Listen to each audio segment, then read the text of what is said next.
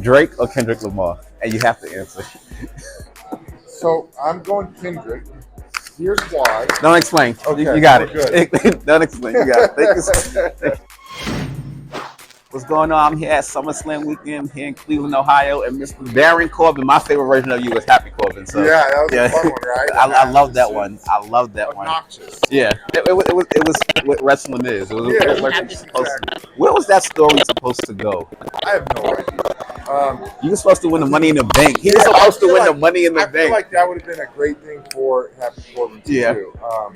I think that was one of the things like Sad Corbin really had no end goal. It was just, let's do this and see where it goes. And it worked out so well. Yeah. And I think the Happy Corbin was going to be another thing like that where, they had an idea of the turn and what they wanted it to be, and then we'll figure out the rest, see how it clicks. But even as a fan watching, it's like we fantasy book all the time. You know that. I do it. I do it too. I'm already like fantasy booking SummerSlam tomorrow. I'm going, all right, this is what I would do. Yeah, that's what we do as wrestling fans. But I was like, all right, so he got down and out. Your dedication to that character, bro. The stain on your shirt week after week, not getting shaved, like the dedication. That was like the best way to end this. I had to walk around in public like that, like with the face. I was visiting private schools for my daughter. She's turning 5 at the time, or 4 at the time, and I would go in. And the beard looked terrible, the hair looked terrible. It was white. It was just not good. But her teachers know what you do, right? Yeah. No, they didn't know that, so I'd have to go in and be like, "Hey, I apologize for the way I look. We can afford this school." so I'm doing something right. I'm just like, the best way to end that story is that he wins the Money in the Bank and turns it all around. Yeah. Oh man, I would have been awesome. I'm happy I got to tell you that, because that's what I've been in my head. Like, if I ever meet him, I'm gonna. Yeah.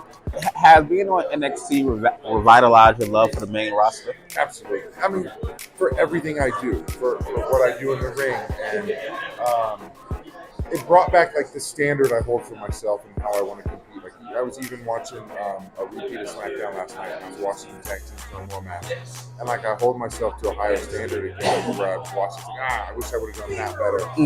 Where maybe a year ago I was to the point where I was kind of, I don't know, man. Like it was weird. I was trying to do the stuff with JBL and it wasn't working, and that can be frustrating and disheartening. And something you want to do is not working. I think the world of JBL, and I wanted that to be something that was really awesome. And we just struggled.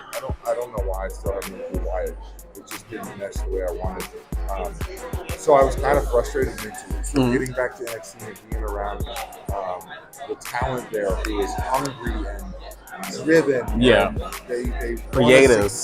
Yeah, and the creative. And then I got down there next Shawn Michaels, obviously one of the Mount Rushmore people to me for WWE. Getting down there and getting to work with him for the first time and seeing his love and his passion for this, and him saying, "Hey, tell me what you want to do. What do you want to do creatively?" And having Russo and Matt Bloom and Terry Taylor is another one who I think his ideas on how to make stars are just untouchable. But to get down there and basically be given, an open book to write my story, blank canvas, and I got to do it with Russo. And what do you want to do? I said, man, I want to get rid of all these gimmicks that I'm tied to. I want to get rid of all of it. Like, let's go back. Not Happy to the Corbin, basics. though. That was a good one.